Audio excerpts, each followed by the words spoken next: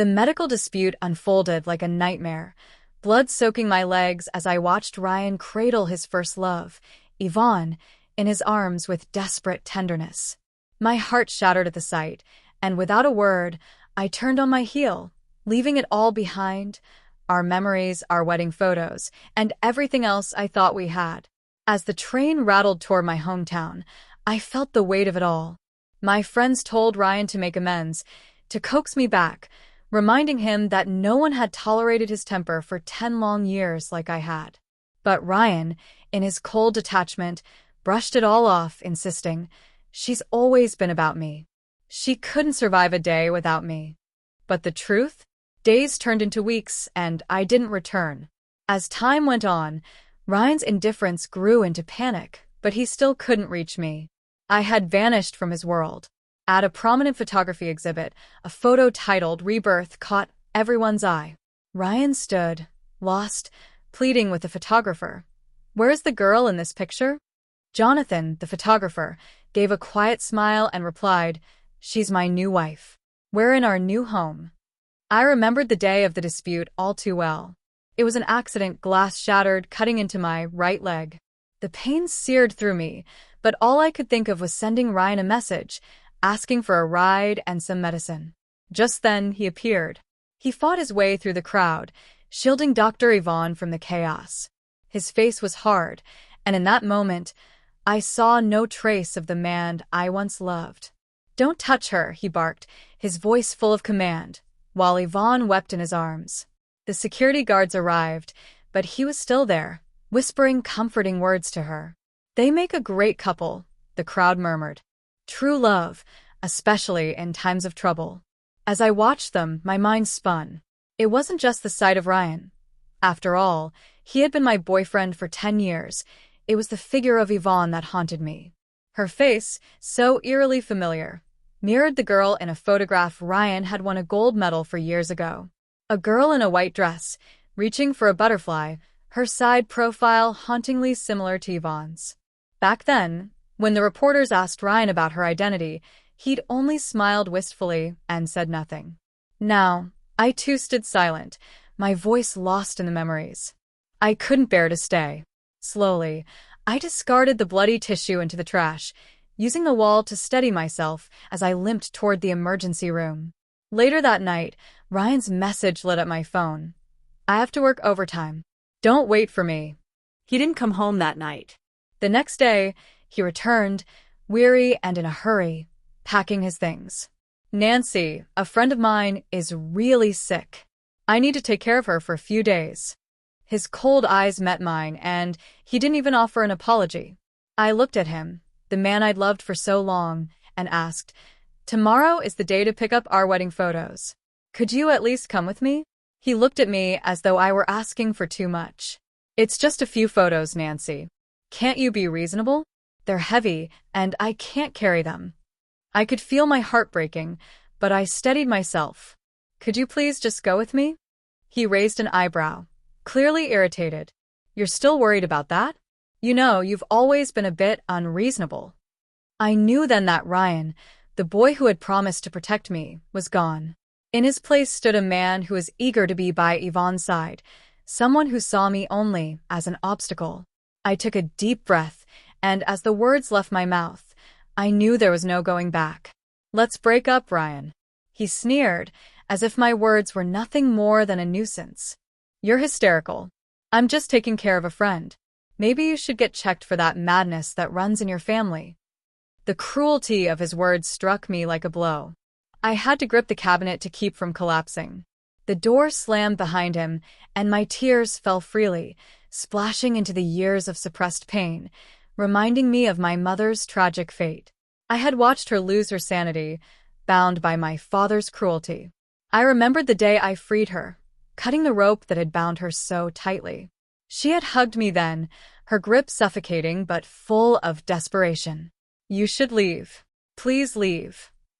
Those words echoed in my mind, but she never left. That night, my mother killed my father and ended her own life. I was just 6 years old when I became an orphan, the village gossiping about the crazy little girl who had no parents. But Ryan, just a year older, had been there for me. He protected me, brought me meals, and took me to his house. "Don't be afraid, Nancy," he had said. "I'll protect you from now on." We grew up together, and I believed his every word. But when I finally arrived at university, I found that Ryan had changed. His warmth had disappeared, and the smiles were gone. His eyes, once full of love, were now distant, and I didn't understand why. If only I had known back then that his pain wasn't about his father's death, it was Yvonne, studying in Europe. I would never have agreed to be his girlfriend. I wouldn't have wasted 10 years trying to fix a heart that was already lost. Now, here I was, picking up the key he had left behind, stepping into the study that had always been off-limits to me. The photo album sat on the table, its edges yellowed with age and frequent handling. I opened it and flipped through the pages, each one filled with Yvonne's smiling face, and noticed the handwritten captions beside every photo. They told the story of Ryan's love for her, a love that had begun when he was 18, and the agony of watching her leave for another country.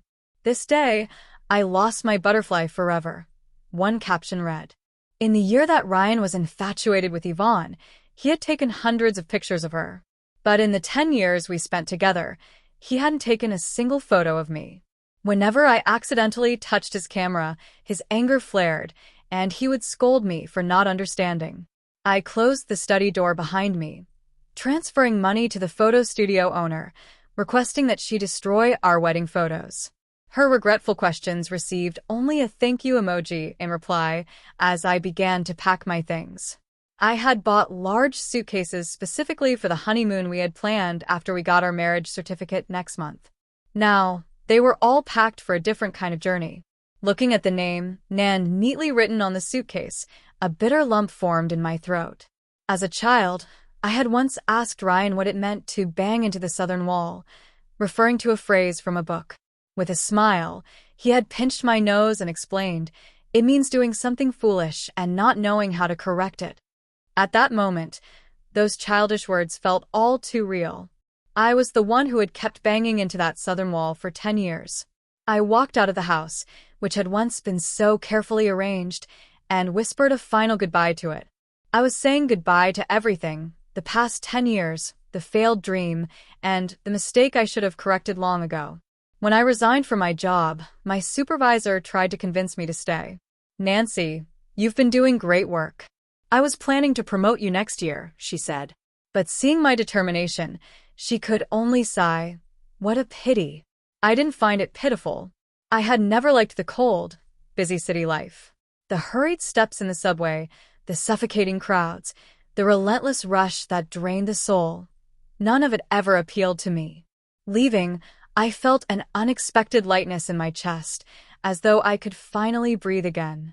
My plan was simple. Go back to my hometown, bring my mother's ashes, and find a quiet town to bury them. I would stay there, living peacefully beneath the vast sky and the shifting clouds. Just as I boarded the train, Ryan called. Before I could speak, he was already impatient. "Nancy, didn't I ask you to keep an eye on the maintenance worker fixing the water heater? Yvonne's house got splashed with paint in that medical dispute, and now there's no hot water. She's staying with me for a few days." Suddenly, his tone changed. "Where are your clothes, Nancy?" "We broke up, Ryan. I'm leaving Wancheng," I replied, the words falling out as if from someone else's mouth. A white mist shrouded the train, and I looked out the window, calm. "I sent you a WeChat message a few days ago," I added. "Nancy, stop being childish," he snapped. "Yvonne's in trouble. I'm just trying to help her." Just then, a soft, innocent voice came from the other side of the line. "Ryan, is it because of me that you fought with your girlfriend? I can talk to her, it's okay." Yvonne's voice was so gentle, so full of grace, that my heart ached. Ryan, ever the protector, told her, "Wait outside. Be good." When the door closed, his voice shifted again, hardening as he called to me. "Nancy, when will you be coming back?" "I'm not coming back," I replied, the tiredness in my chest growing heavier. Countless seasons had passed, but those years I had once cherished felt insignificant next to the fleeting existence of that butterfly, Yvonne. The maintenance receipt is in the drawer in the living room, I said coldly. Don't contact me again. I ended the call and blinked back tears, struggling not to collapse. Just then, I noticed a young man standing at the train's entrance, seemingly lost. He apologized quietly. Sorry, did I disturb you? No, I replied, my eyes still red from the call. He hadn't brought in his luggage yet, and to avoid the awkwardness, I looked down at the wound on my right leg, which had split open suddenly. A bottle of iodine tincture caught my eye. Let me help you, he said with a smile, his bright eyes full of innocence and cheerfulness. I had become something of an expert at handling my own injuries. After all, I ran around constantly and was used to fixing wounds. But this man insisted, and to reassure me, he handed me his press card with a wink. I'll leave this with you as collateral if you don't believe me. Jonathan wasn't lying. He skillfully cleaned the wound and applied gauze in mere minutes. As the journey continued, we began to chat. Jonathan shared that his cousin had disappeared 4 years ago, and he believed she had been abducted to Lishan village. The day she vanished had been her 18th birthday, and her family had planned a celebration. Instead, they found her school bag abandoned at the entrance of an alley. The melancholy in Jonathan's eyes mirrored the sorrow I had once seen in my mother's. It made me want to help him, to make things right. The terrain in Lishan is tricky. It's easy to get lost, I said. When we get there, I'll go with you to search for her. Ryan called again while I was in line for hot water on the train. Nancy, where did I put my stomach medicine? His voice trembled with pain. It's in the cabinet on the upper right corner of the kitchen, I replied, barely holding my patience. You can't even find a bottle of medicine in your own house? I said, anger rising. Maybe you should hire a nanny. Just don't contact me again. You're impossible, he muttered. Without me, you can't even check in your luggage. You really think you can just run away like this? I remember that year when Ryan and I were supposed to go on an island trip after my graduation. I had planned everything carefully, eager to make beautiful memories with him. But at the airport, I got lost looking for the check-in counter.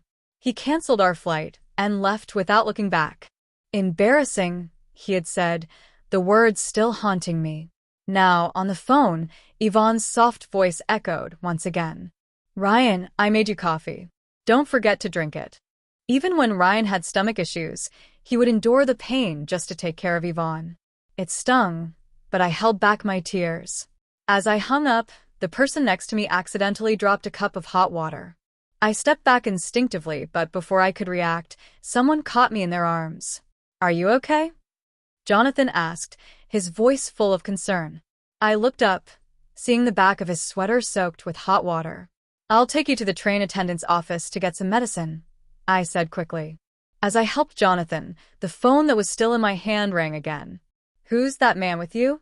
Ryan's angry voice demanded. Jonathan smiled lightly, his voice casual. Don't worry about it. I was just passing by. He turned and smiled as I applied burn ointment to his back. As his skin winced from the pain, I couldn't help but ask, does it hurt that much? Should I get something to bite on? Jonathan laughed softly. That won't be necessary. I'm not going through the 10 great tortures.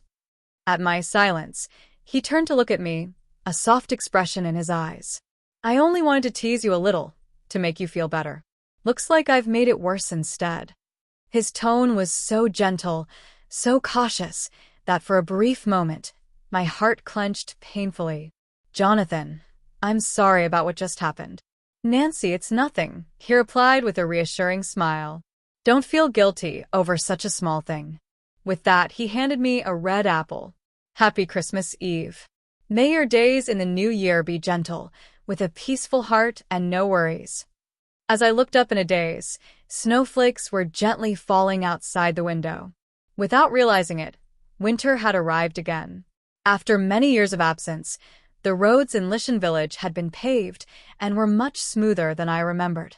After settling Jonathan and his luggage at my home, I decided to visit Ryan's mother first. Nancy, why are you back? She greeted me with a big smile, pulling me inside eagerly. You two are something, coming back without even telling Auntie beforehand.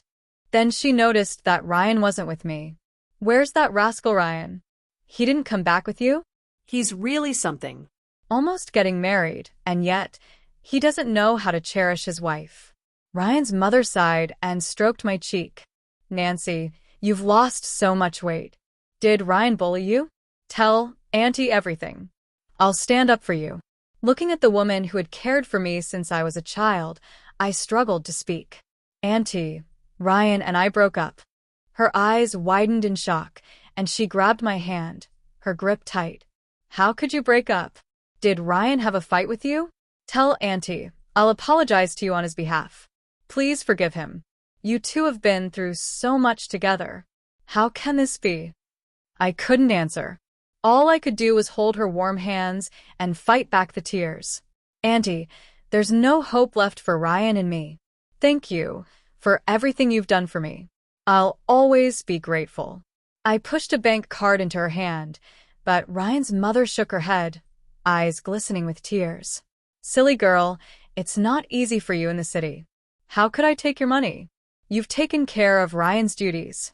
You've come back to see me, even when you've had a hard time. Even when I was sick, it was you who took me to the clinic. By the end, she was crying uncontrollably. If only Ryan could be this sensible, Nancy. You're so good. Why doesn't he know how to cherish you? I held her tightly, just as I had when I was a child, burying my face in her shoulder. Mom, I'm sorry. Before leaving, I filled the water tank and rice barrel in Ryan's mother's yard and went to repair the fence. Jonathan, who had been waiting outside, took the pliers from my hands. Let me do it. Can you? I blinked at him, puzzled. Not really, Jonathan said, blinking mischievously. But you can teach me. And with that, the tutorial began. Miss Rabbit, 29. Your eyes are always red, and you love eating apples. If you're not a rabbit, then what are you? You talk too much. I smiled and handed him the tool. Here, cut this side. Jonathan worked diligently. Not only did he repair the fence and the roof for Ryan's mother, but he also replaced the loose rope at the wellhead. Ryan's mother watched him work, sighing. If only Ryan could be this sensible. Jonathan noticed the sadness in her words, but didn't ask. It wasn't until I accompanied him to gather information on the west side of the village that he asked, "You won't be coming back here, will you?" I nodded and glanced at a house with its windows nailed shut, a thought crossing my mind. Hey, Aunt Zhang, wasn't that Li Bo's house? I asked with a smile, trying to appear casual. Why is the yard so empty? Oh, Li the eldest passed away from an illness a few years ago. His second brother and his wife moved in after. Aunt Zhang replied. Where did they come from? I pressed. A village called Ilian. Aunt Zhang said, then lowered her voice, glancing around, her face suddenly tense. As for the wife, we don't know much about her. Don't ask too many questions about them. I see, I said, trying to mask my curiosity. Isn't Li too known for his temper? Aunt Zhang looked at me, her expression hardening. Yes, he's got a bad one. Don't go prying into it. As she walked away, Jonathan's face turned serious. This information matches what the private investigator found. I suspect they're the ones who abducted my sister. Don't rush into it, I cautioned him. Have you contacted the police? You need to give them the address first. I grabbed his arm to stop him from acting impulsively. The folkways here are tough, I added. If we confront them, you'll be the one who suffers.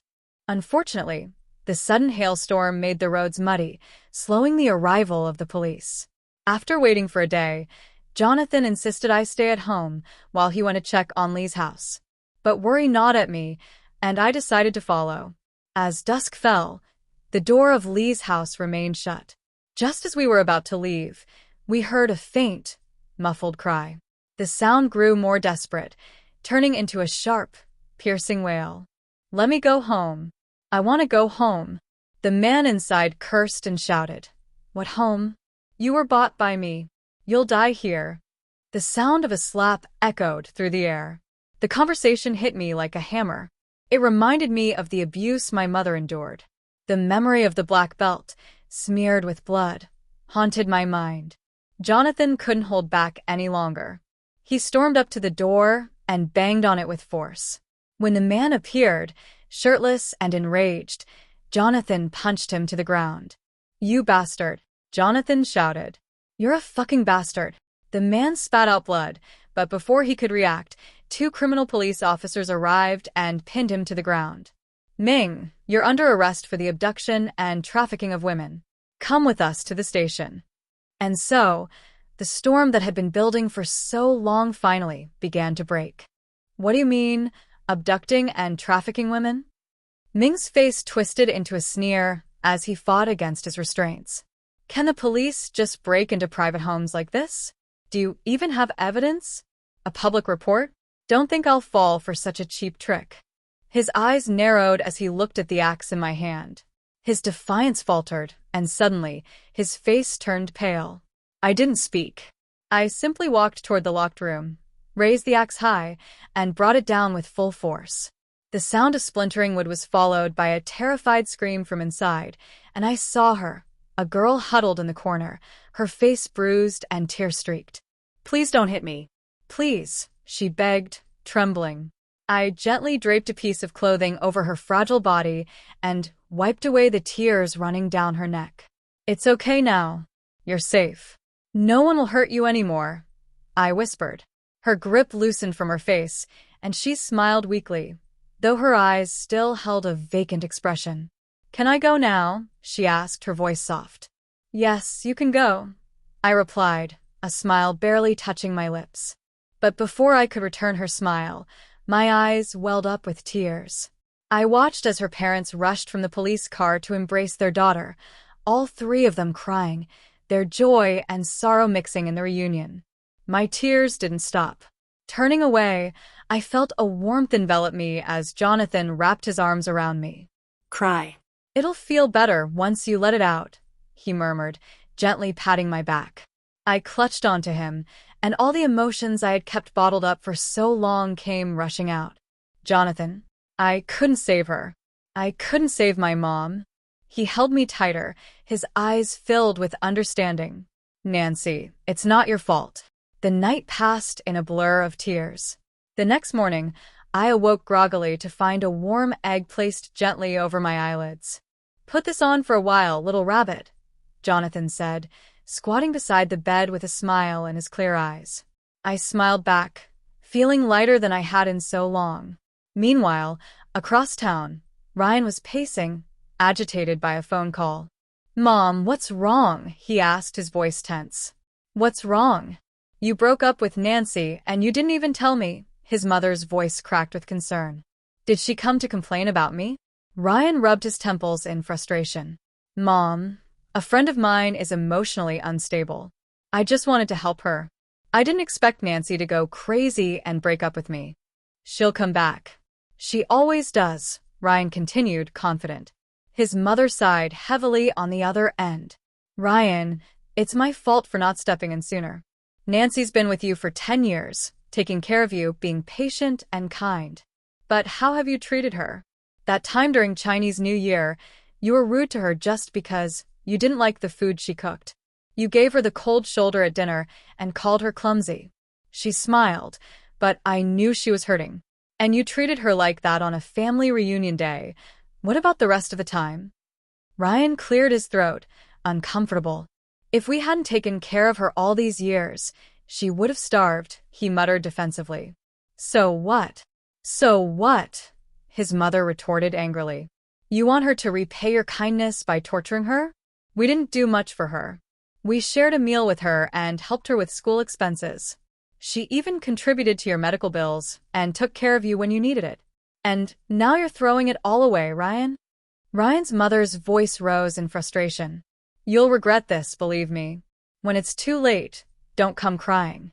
After hanging up, Ryan slumped into the sofa, stunned. His phone rang again, a friend asking about the photography exhibition. "Before, it was always Nancy who took care of everything for you," his friend said. "I heard you two are breaking up. You should try to coax her back. Who else could tolerate your bad temper for 10 years? Ryan's frustration boiled over as he picked up his phone again, determined to fix things. He dialed Nancy's number, but the call wouldn't go through. "Nancy, where are you?" he typed, sending the message in desperation. After hitting send, he realized he'd been blocked on WeChat too. "Fine, Nancy. If you have the guts, don't come back ever again," he muttered, throwing his phone onto the couch in frustration. Just then, Yvonne emerged from the bathroom, laughing lightly. "Ryan, did you make breakfast?" she asked sweetly. "Sorry, I forgot," he said, irritated. "Photographers have irregular schedules." Yvonne shrugged, pushing past him with a smile. "It's okay. Take me to work then." I'll wait for you downstairs." Ryan stared after her, his gaze softening at her delicate figure. As she left, a familiar voice echoed in his head. "Ryan, remember to take your stomach medicine before you go to the studio." 1 year later, Jonathan was invited to participate in a photography exhibition in Wancheng. "Come with me, okay?" Jonathan asked, his eyes wide with hope. "No, I'll stay and take care of Snowball," I replied, petting the little dog in my arms. I shouldn't have brought Snowball home, I thought, but the little creature was a source of comfort. "Remember to watch the live broadcast." "I'll be so sad if you don't," Jonathan said, trying to lighten the mood. "Okay, I promise," I said, giving him a quick kiss on the cheek. The idea of going back to Wancheng didn't appeal to me. I was exhausted by the place, by everything related to it. But to my surprise, Ryan appeared at the exhibition. He stood frozen in front of a photograph, staring at the familiar figure in the image, his hands trembling. "You know her, right?" he demanded, grabbing Jonathan's arm. "Where is she? Tell me where she is." Jonathan remained composed, his gaze steady on the photograph behind him. "That's my wife," he said calmly. "She's in our new home." Ignoring Ryan's stunned expression, Jonathan turned to the reporters. "When we took this photo, the village had just gone through a hailstorm. It was freezing, but when I looked at her smile and heard her say that she had found a new life, I felt warmth like I never had before. It's because of her that I truly began to appreciate life." As the reporters continued to ask questions, Jonathan smiled shyly, his voice full of love. "Honey, thank you. I love you so much." The soft whine of Snowball in my arms brought me back to the present. I smiled, moved and amused all at once, feeling lighter than I had in years. I almost forgot the distressed figure in the video. After offering their congratulations to Jonathan, the reporters couldn't help but shift their attention to Ryan. "Mr. Bai, we've heard you've been on a losing streak for a year now and haven't been selected for any major photography exhibitions. Would you mind sharing why?" Once the live broadcast was over, I didn't spare another glance at Ryan's worn-out face. Instead, I opened my phone and began typing a message to Jonathan. To my surprise, he had already sent me a meme of a puppy asking for praise. "Snowball, what should I do? Dad is even more needy than you now." I smiled, petting the soft fur of the little dog in my arms, feeling a quiet warmth in my heart. A few days later, after we'd had a drink, I insisted on picking phoenix flowers under the eaves. Jonathan, always indulgent, squatted down and gently lifted me by the waist, his hands firm yet caring. "Honey, did you ever play a game when you were a child?" he asked. "What game?" I asked, holding onto his shoulder with one hand while reaching up to grasp a bright red flower. "The game of riding a big horse," he teased, swaying his body playfully and pinching my waist. I laughed so hard I nearly cried. "Jonathan, stop teasing me," I protested. "I'm not teasing you. I'm just playing with you." Suddenly, Jonathan scooped me up into his arms and kissed my cheek with a smile. "Honey, your eyes are still red when you're drunk. You look like a little rabbit." "What are you then?" "A puppy." I couldn't decide whether to laugh or cry, so I reached up and touched the tip of his ear. As I turned around, I saw a figure slowly approaching in the distance. "Why is he here?" I whispered, a sudden unease creeping in. Jonathan's expression hardened, and he moved to shield me with his body. "He's been pestering me since the photography exhibition, asking about you. I've been holding back from punching him." I gently placed my hand on Jonathan's arm to calm him. "It's okay. I'll talk to him for a bit and come right back. If he dares to touch you, I swear I'll beat him senseless," Jonathan growled. Okay. Pet the puppy and calm down," I teased him, ruffling his bangs before turning toward Ryan, the most familiar stranger in my life. He looked even worse than in the live broadcast. Only a year had passed, but it seemed as though age had taken its toll on him. "Nancy, I've been looking for you for so long," Ryan said, his voice thick with emotion. "So you found me." I gave him a neutral glance, offering no warmth in my tone. "Ryan, we've already separated. We both have new lives. You don't need to keep looking for me."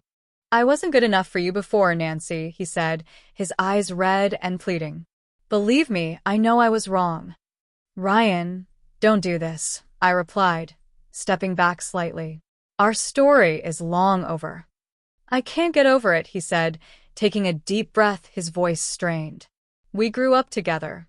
You've become the most important part of my life. I can't live without you.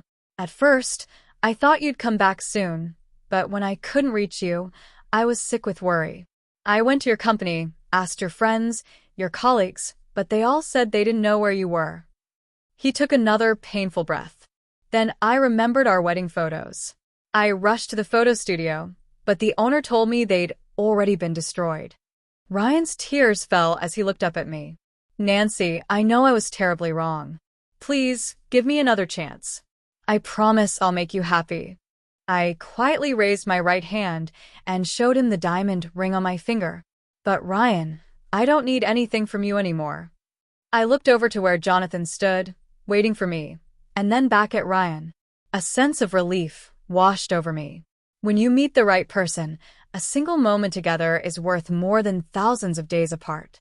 Ryan shook his head, his face filled with guilt. "No, it's not what you think with me and Yvonne.